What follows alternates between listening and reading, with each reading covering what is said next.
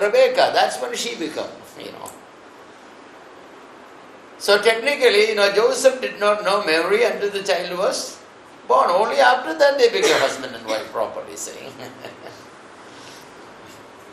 So it's very important, very, very important. These days it's fashionable that many relationships are consummated before marriage. That's one problem.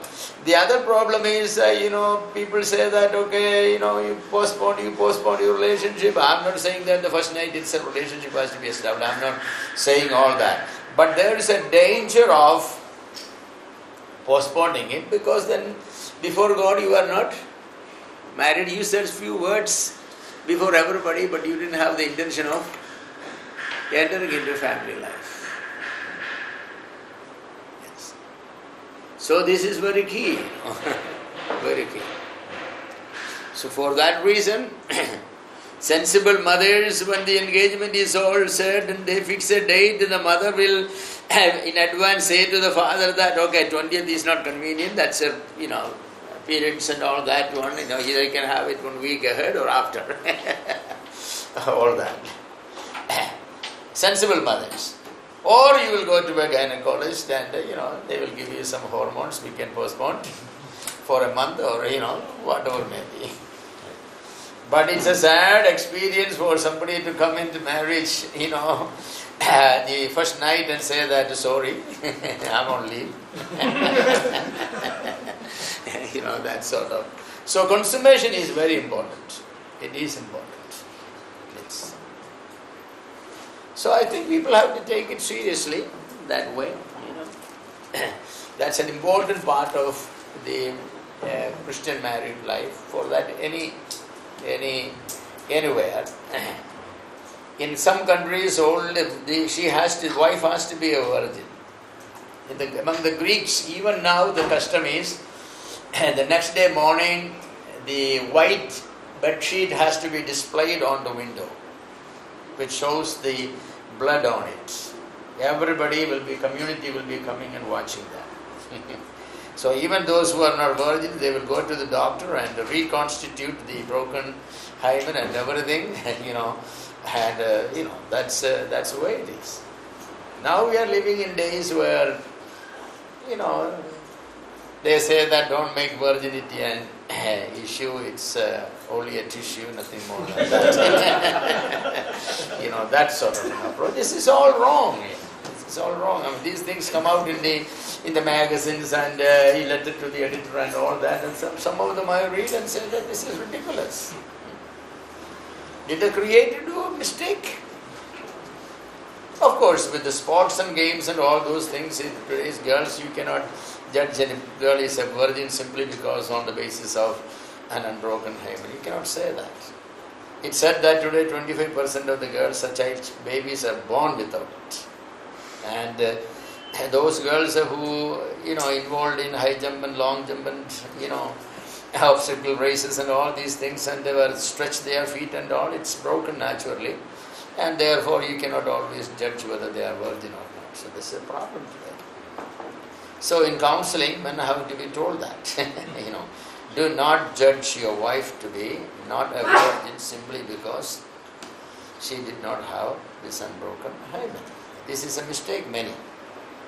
In the Old Testament you read that, if a man accuses his newly married wife before the elders, I have taken this woman as wife, but I have not seen the signs of virginity, then the father has to take and spread before them the sign, that's a cloth of the virginity, she will preserve it, and show it, and then the man has to be punished. It's in Deuteronomy chapter 22 or 24 there, you can read it.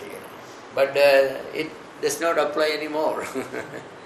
But many people, even divorce happens because of this. He always carries this in his mind. She was not a virgin. But she may have been a virgin, She never had known a man, may have been born without this sign of virginity. So people have to be counseled and told that today the principle is, from the day of your marriage till the day of your death, you be faithful to the man and the woman you married. That's the principle. Don't go back and try to scratch and find out whether, did you kiss anybody, did you ever had any, this, that, and 100 questions, both and back. That's immoral. Don't ask those questions. Be faithful to your partner from the day of your marriage until death will,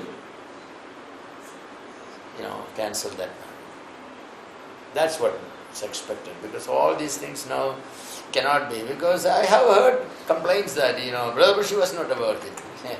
How do you know? Because listen, I say, you cannot say that she is not a virgin only because of that. It's a mistake you made. And people, of course, in counseling we explain all these things so that this mistake is not made. But some people, make this mistake. So anybody who is incapable of consummation, sexual relationship, that marriage, then you should not marry. You should not marry. I recommend very highly a medical examination before marriage, both for man and woman, but our society has not accepted that. Because if a woman is rejected in medical examination, then she will never be married, because the news will go, oh no, she's not fit. The same with man. There are many good people got married and then found out that he is not a man. Because he does not have, he cannot have, he doesn't have an erection, for example, can never perform. One of the saddest things that happened to me was that I was the person who married them. I counseled them also and I asked this question, do you have any deficiency? I asked very plainly in that, do you have proper erection? And all those questions, and asked both parties, and yes. And then after marriage, she calls me one day, come over here. And boy, she was angry at me. You cheated me. I said, what are you talking about? He is not a man. I said, I didn't do a medical examination or anything, but only before you I asked him the questions. I didn't know. When football, he was playing as a football player, somebody kicked right on his testicles, it was damaged. So he couldn't have erection and all those things, so he could never perform. And this woman got married at the age of 50 or 54, something like that. All her life she's stayed, and then this marriage came, and all these things. And then, she was so mad at me. And I also felt so, angry at him because he didn't tell all these things. Only then he said that, well, this is what happened. And I said, you should have told him. Why did you marry it? I married because I'm getting older, I need somebody to scratch my back. You can buy one of those big plastic things. Call that to Mrs. So this sort of things are happening, Yes. Never, be honest. Be honest. Yeah. That's why I say that, I feel that everybody should get, a medical examination, whether to see whether you are fit. Now AIDS and other many such problems are there, whether a good medical examination and a certificate will be, fit for marriage. Certified that so-and-so is fit for marriage. Even there are some blood groups, that can be solved. That can be solved. The blood group problem can be solved by an injection that costs 6,000, 8,000 rupees. And though people, if they don't know it, what happens? Children, every conception, 3rd month, 4th month, abortion takes place. So it's always good to know what's your blood group and all that.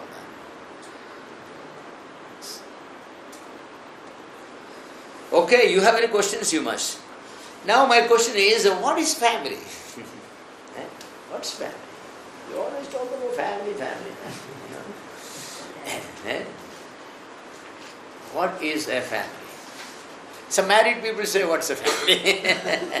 Because you are living a family life, so you must be knowing what's a family all about. Father and mother, I love you. No husband and wife.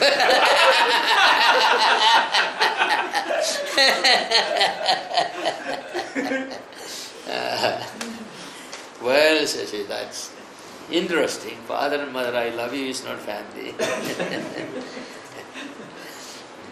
What's family?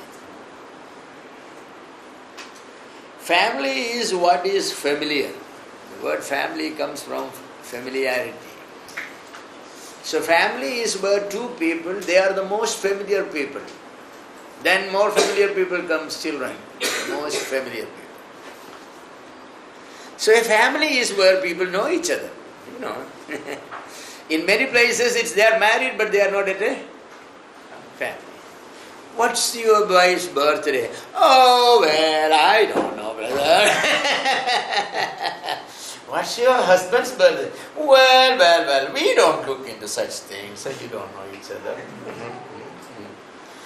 You know, you ask certain things, oh, I don't know. Familiar answer there. So you are not a family. You are not a family. Family is what is familiar. The most familiar. You have many things familiar, but the most familiar people in the family. In another sense, God established marriage so that the two shall become one. If the two shall become one, then there must be familiarity. Then only the oneness comes, right? You know so much that we are no more two, but we are one. One in spirit, one in body, one in mind, one in thinking, one in interest, and all that. That's what marriage is. Marriage is not, a family is not an arrangement where the same flat is shared. No. Where they travel in the same car or buy rice from the same ration shop or order pizza from the same Domino's, or Pizza Hut. That's not what makes family. Family is the familiarity. I know my wife, she knows me, I know my children. So the family, quality of the family life is increasing. The more you know each other, the more deeper knowledge, the more familiar knowledge, more intimate knowledge, the family becomes more dearer and more precious and more that. The less you know, the less of a family. Yes.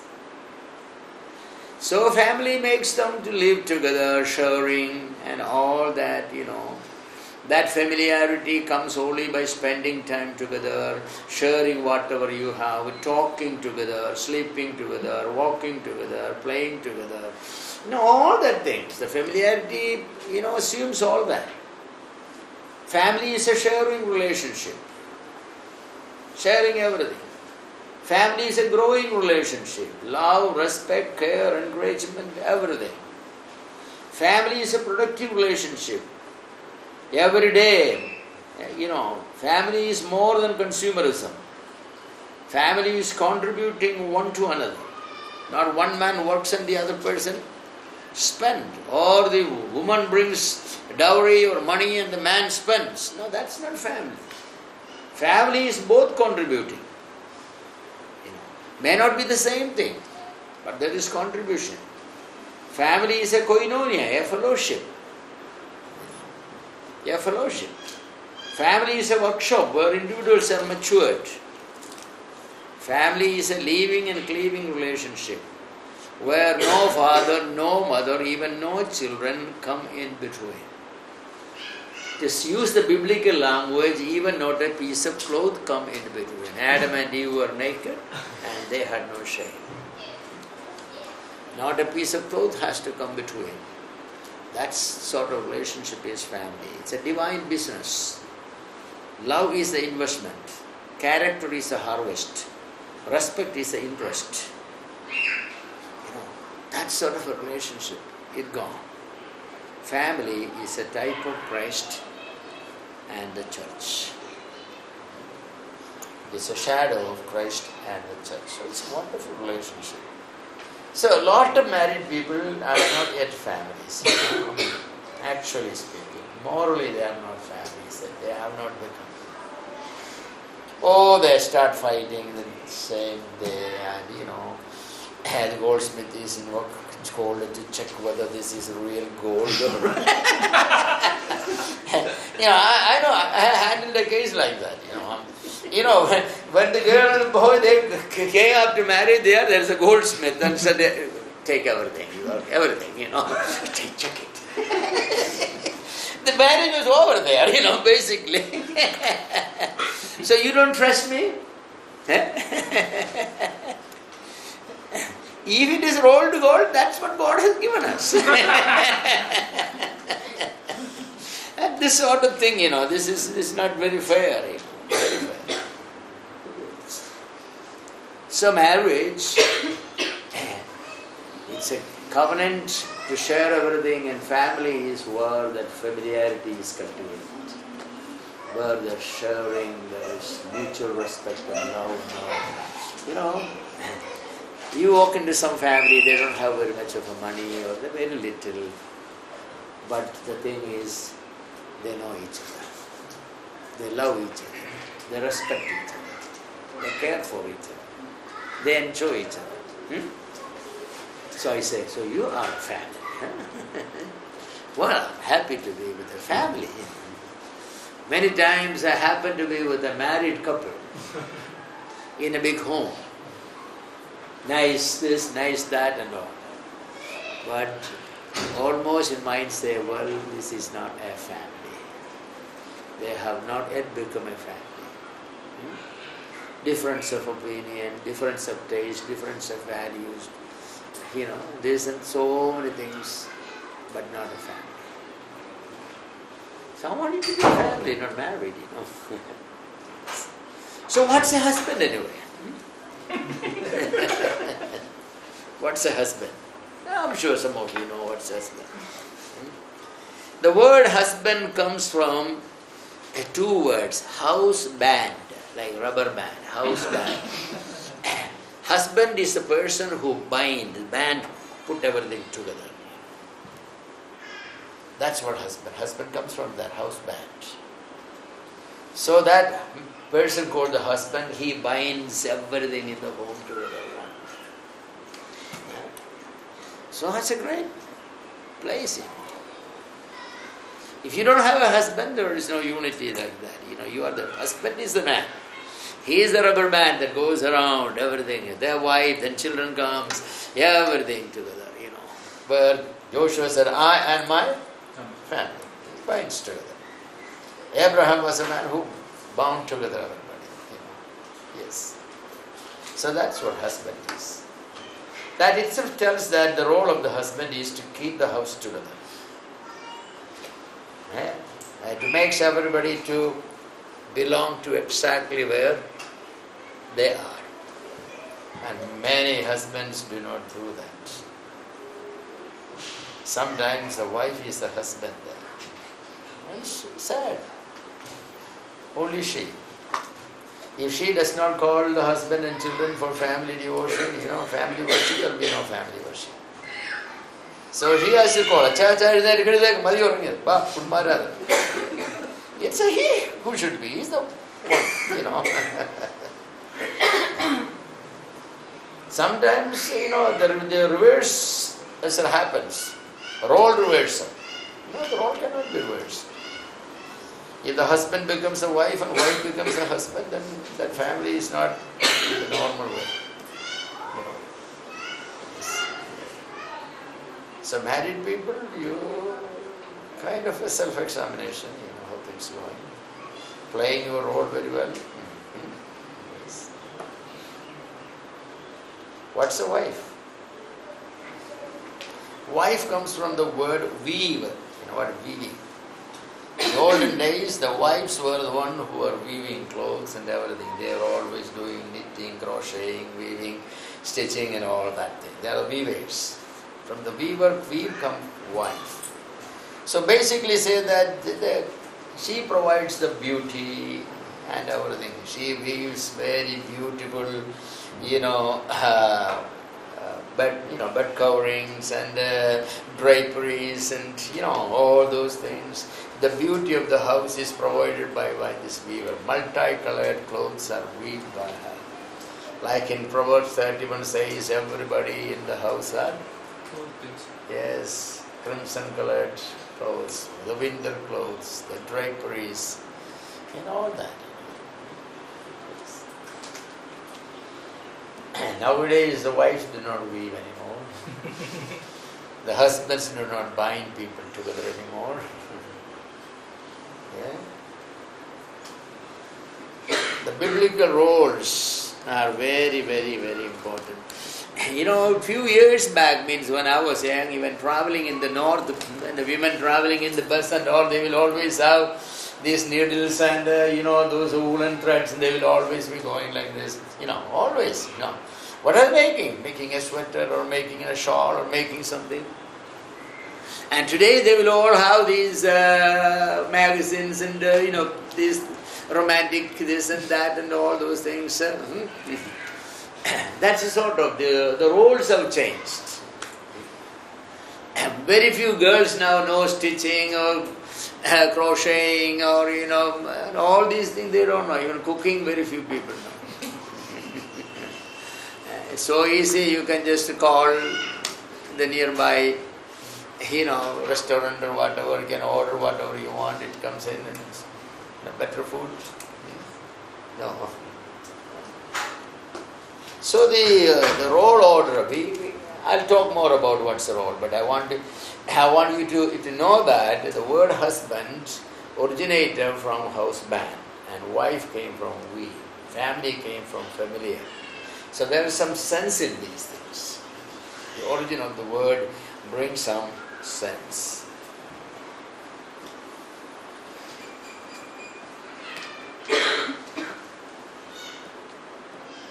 So I wanted to ask this question now. In the introduction I said that, you have the dream for a good family and what to do. I said hard work, homework, make yourself, that ideal man and ideal woman. So how to build a good and healthy family? That's what I wanted to talk in the next few minutes. How far when we take a break then? 1:15, okay. How to build a good and healthy family? You sisters know that to create a good dish, you need good ingredients, right? Yes. If it's stale fish, how good a cook you are, that fish curry won't be good. If the vegetables are rotten and dry, you cannot make a good sambar or a meal, whatever you want to make, you cannot. Good ingredients are essential.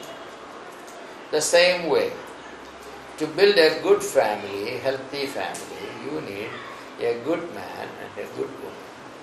And you need a good and favorable atmosphere. A good man and a good woman plus a good atmosphere. Now what do we mean by this good man? When a good man and a good woman, I'm biblically good I'm not mean charitably good. That's also part of it. When a good man and a good woman are united in holy matrimony, we have a good marriage, we have a good family. So the question is, what is a good man? A good man is a person who has a lot of manliness. Who has a good amount of masculinity. Not necessarily muscles. Masculinity has nothing to do with muscles, or muscle has nothing to do with masculinity. Not money, not education, not being handsome, not a lot of hair on the face or on the chest. No. None of those things. They are all a hormonal, work. You have no control over some of these things. So then what is this? What does make a good, the maleness of a man? The maleness of a man are the total sum of certain characteristics. Okay? These are what you have to cultivate in you, in your children, in your boys. One of them is leadership, the leadership quality. Leadership quality. Stand before, ahead others. Leadership. That is a very important quality. Boys must be trained to be leaders. Love is another character of masculinity, love. It's interesting that if you read Bible, women are not commanded to love, only men are commanded to. Men, husbands, love your wives. Women are not. Women are said, women must be taught to be lovers of husbands. That's a different thing. Love is a masculine character. Affection is a feminine character. Because the definition of love is seeking the good of the other person. Affection has emotion with it. Love doesn't have a lot of emotion, no. Love always seeks what is good for the other person. So men must always be trained to seek the good of others. If you happen to be a boy, then seek the good of the sisters. Seek the good of your mother. Always. That's what a man is supposed to be. Man is not to be selfish. Selfishness is not the character of a good man. Selfishness is a cancer tissue. The love, agape love, basically is seeking the highest good of the object which you love. So as a man, I'm supposed to love my wife. That's why it's commanded, love. It's commanded because many people are selfish. They are not seeking the highest good of there. That's what most when marriage proposals come, most parents ask the question, how much you expect to give your daughter?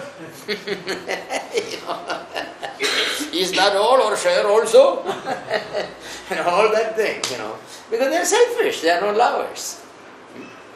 That's true. There's nothing wrong in taking if your in-law, girl's parents give you something. That's a different matter. Dowry you cannot for 5 years anywhere. The law prohibits it. No dowry for 5 years. He can deposit it in his daughter's name, but not in your name. After marriage, of course, everything is yours. That's biblical law, because you are sharing everything together. Care is another character of care, caring. If you eat together, if there is a boy, the boy must say, sister, you have this piece of fish. No, you have it. You have it. I love you. Mom, you have it. He should be taught to share. He should not be somebody when the prayer is going on, take the fish from that dish and, put it under the rice and all. Oh, Lord, thank you. I have seen boys doing it, So, Amen, my fish is busy.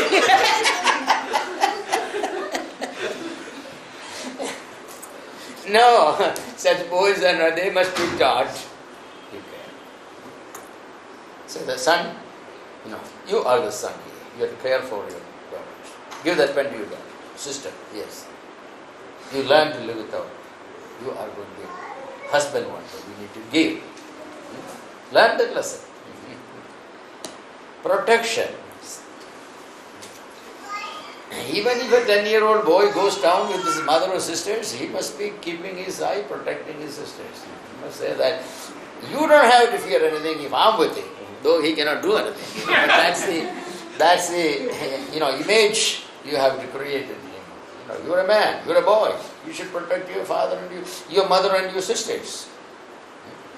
Yes. And labor, hard work. A man should be one who works. The sweat should be on his face, not on her face. Her face should have fair and lovely and this and that.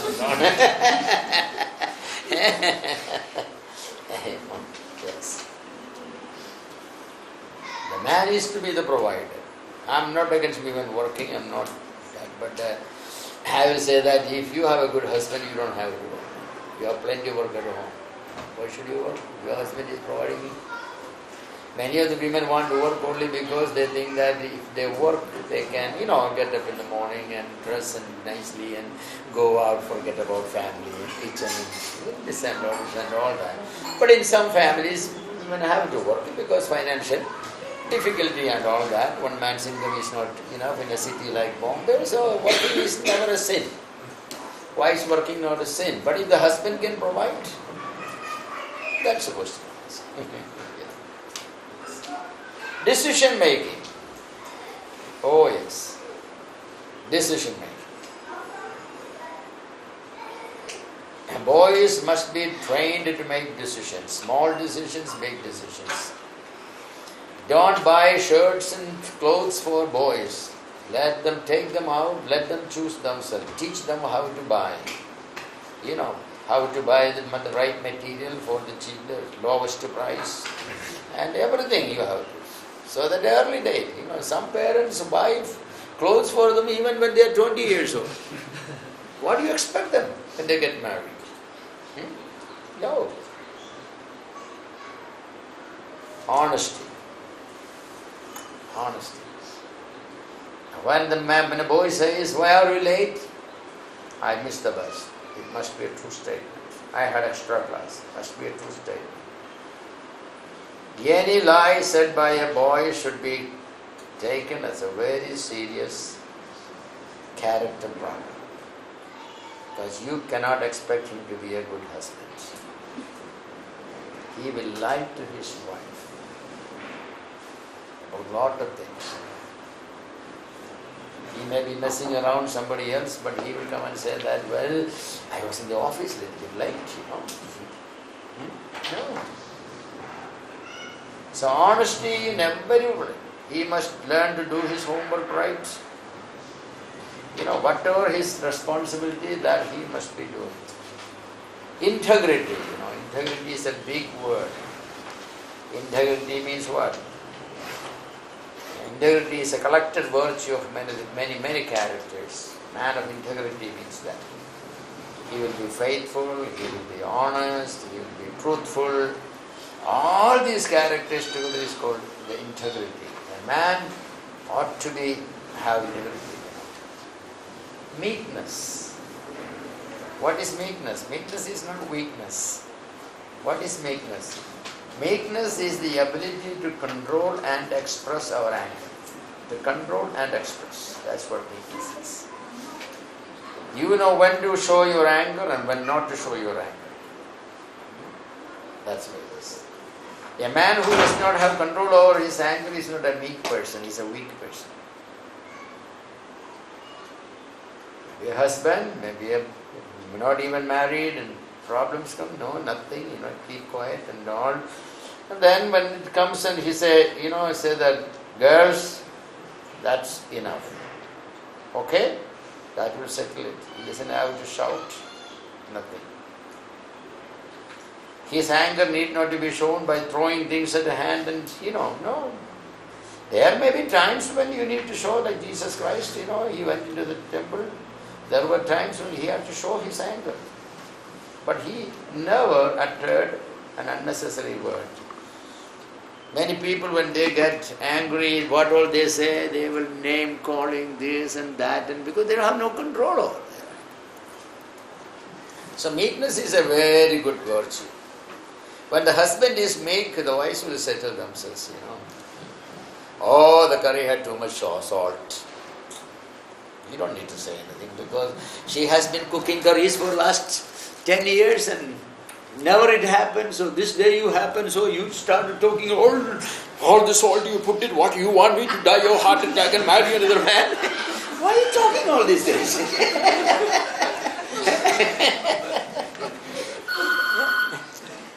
No, you don't need to say anything. This is a mistake, Maybe she forgotten that she already put salt, so she put second time. So why you wanted to interpret all these things into this one, You don't need to push it. No. Just keep quiet. Even you don't need to mention that it has too much salt in it. You can mix that with your rice and maybe swallow it. Then second day also the same thing happens. You will say that, well, I think there is little too much salt. Yesterday also it was little salt, but I didn't say anything. Maybe, something happens, but you always cook, this problem never comes. So be careful when you add salt. If the third time also the same thing happened, what do you do? That's when you say that, now look, one time I didn't say anything. Yesterday I pointed it out. Today it again repeated. This has to be the last time and no more. That settles it. If it doesn't settle it, you are nobody there. I said, that settles it. If the fourth time comes it, well, that's when you make a declaration. I have good news. For the next 1 year, no salt in this food. Calm and cool. Okay? I love you very much. God bless you. You don't need to throw it and all that.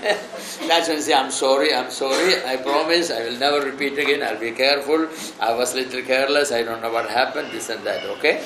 Good. Okay. Then I will, reduce the punishment for 1 week.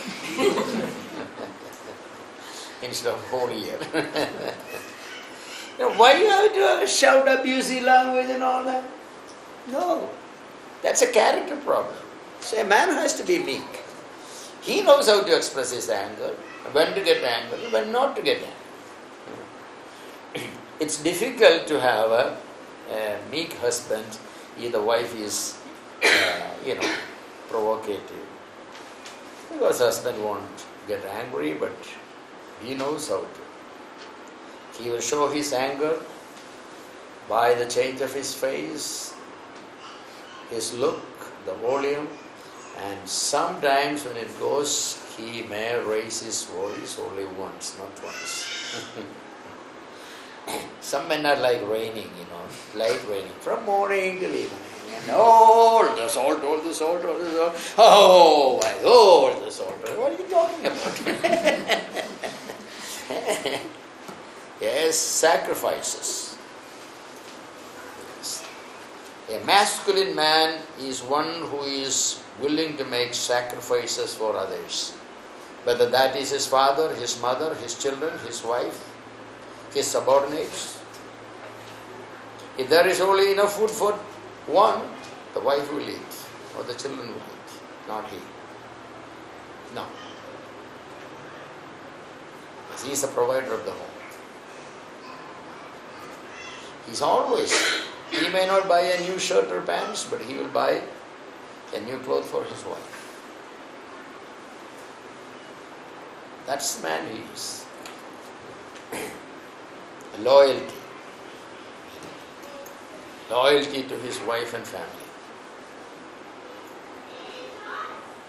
Loyalty in every area. Sexual loyalty, that sort of thing. Never another woman will come in his life in the place. His legally, morally married wife will be the only woman in that capacity. Mother will be there, sister will be there. He loves them as mother and sister, not as wife. No other woman. No. That loyalty. Then he is a man of reason. He can logically reason things. If some problems comes, he sit down, why this happened? Why he got angry? Why a child has stolen that money? Why he has, said a lie to me? He will think through it, find the answer, and then deal with it. That's meant by logical, not that he will be a philosopher. It's difficult to have a philosopher husband because he will always be philosophizing, But very sad to have an unreasonable man also. Unreasonable has a different meaning than reason, but one who cannot reason. So if a man has these and a few other characteristics, if this is a combination, such a man is called a masculine man. That's what you should be praying for. God, give me a masculine man. I just don't want somebody who is, tall, handsome, money.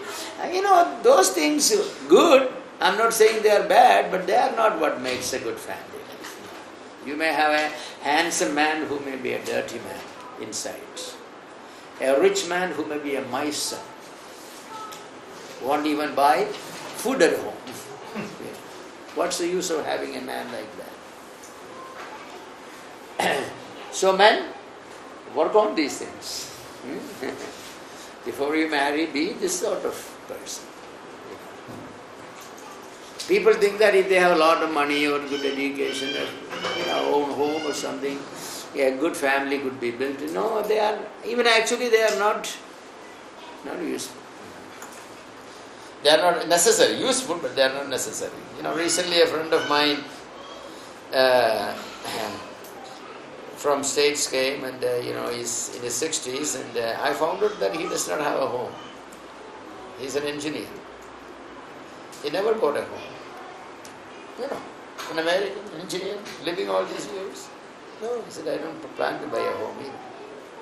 I live on rent.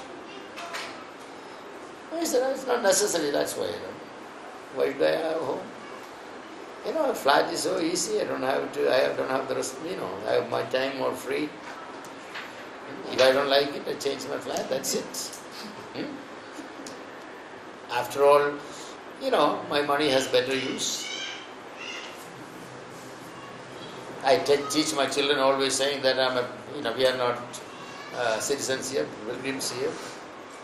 I teach my children that all these things are going to be burned down, then why should I build up things that will be burned down? I don't know. A place is to live, right? I have a place, a reasonable place. I have 2-bedroom house,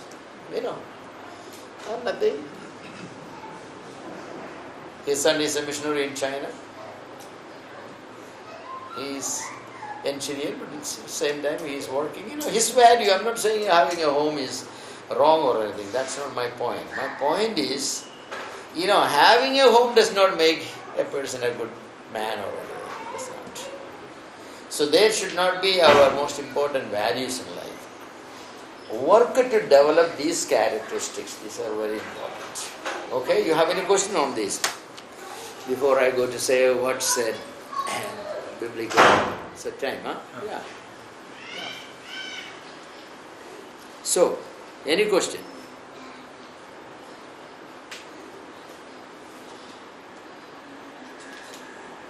Leadership plus love plus care plus protection plus labor plus decision making plus honesty plus integrity plus meekness plus sacrificial plus loyalty plus reason is equal to a male man, a masculine man.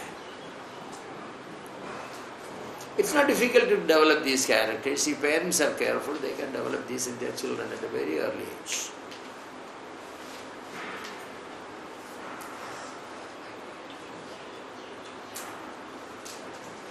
Okay, if you have no question, I'll stop there. We'll have a break.